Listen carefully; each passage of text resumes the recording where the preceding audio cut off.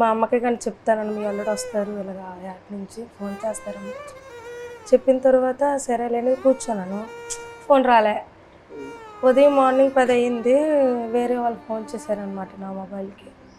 ఇలాగా మీ ఆయన పాకిస్తాన్కి దొరికిపోయారట అనేసి. అలాగే మేము పోస్ట్ ఆఫీస్కి వెళ్ళి ఇలాగ రాస్తే పాకిస్తాన్ రాస్తే వాళ్ళు చదివారు. పాకిస్తాన్ ఏంటి, పాకిస్తాన్కి మీకేం సంబంధం?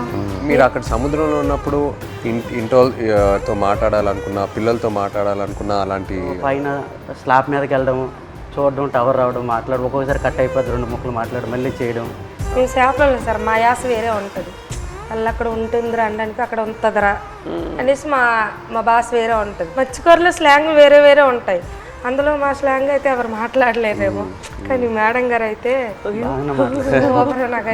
చాలా మేము మాట్లాడినట్టు మాట్లాడారు.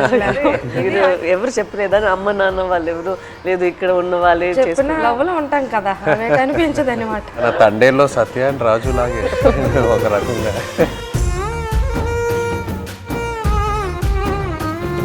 అయితే సార్ అక్కడ ఎంత బాధపడ్డామో అంత హ్యాపీగా ఉంది ఈరోజు. ఎందుకంటే అది ఒక జీవితంలో గుర్తుండిపోద్ది అలాగా మా రియల్ స్టోరీ.